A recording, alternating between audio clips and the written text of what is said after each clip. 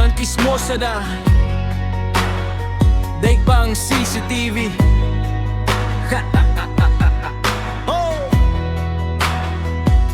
Sa kanto't sulok, siya'y laging nandyan. May dalang balita bago pa mangyari. Kahit anong usapan, siya'y nakikinig. At sa pagkalat nito, siya'y hindi mapigilan. Ang kanyang bibig parang may sariling isip. Kahit walang basehan, siya'y nagpapalipat-lipat. Mula sa kapitbahay hanggang sa buong bayan, ang kwento'y lumalaki parang bula na lumalawak. Siya'y chismosa, daig pang CCTV. Kahit anong sekreto, sa kanya'y hindi matatago. Ang kanyang dila, matalas pa sa kutsilyo. Sa pagkakalat ng kwento, siya'y laging handa at handog. Chismosa, chismosa, daig pa ang CCTV. Huwag kang magpapaniwala sa kanyang mga sinasabi. Dahil ang kanyang kwento, puro lamang imbento.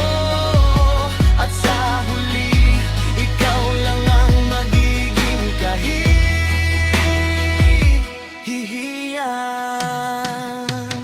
Kahit walang alam, siya'y nagpapalabas ng kwentong paborito na puro lamang haka-haka. Siya'y laging may alam sa buhay ng iba, ngunit sa sarili niyang buhay, siya'y walang alam. Kanyang mga mata laging nakabantay sa bawat galaw ng mga tao sa paligid. Kahit maliit na bagay, siya'y pinapalaki at ginagawang malaking isyu na walang katapusan. Siya'y chismosa, dahil pang CCTV. Kahit anong sekreto, sa kanya'y hindi matatago. Ang kanyang dila, matalas pa sa kutsilyo. Sa pagkakalat ng kwento, siya'y laging handa at handog. Chismosa, chismosa, daig pa ang CCTV. Huwag kang magpapaniwala sa kanyang mga sinasabi. Dahil ang kanyang kwento, puro lamang imbento. At sa huli, ikaw lang ang magiging kahihiyan. Ngunit sa huli, ang katotohanan ay lilitaw. At ang chismosa ay mapapahiya sa kanyang ginawa. Dahil ang kwentong kanyang ikinalat ay walang katotohanan at puro lamang kasinungalingan.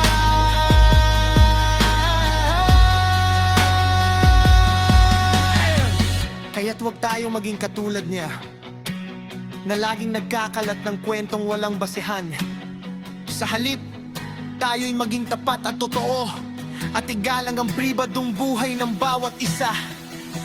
Siya'y chismosa, daig pang CCTV. Kahit anong sekreto, sa kanya'y hindi matatago. Ang kanyang dila, matalas pa sa kutsilyo. Sa pagkakalat ng kwento, siya'y laging handa at handog. Chismosa, chismosa, daig pa ang CCTV. Huwag kang magpapaniwala sa kanyang mga sinasabi.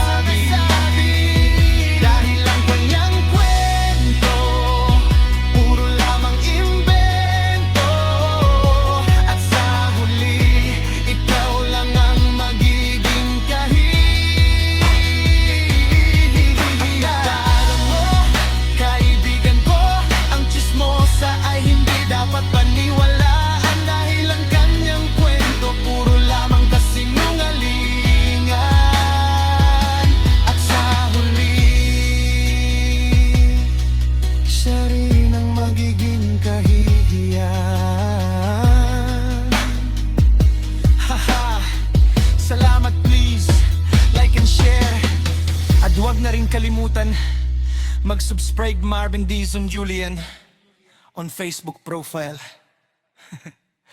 Oh, pakat.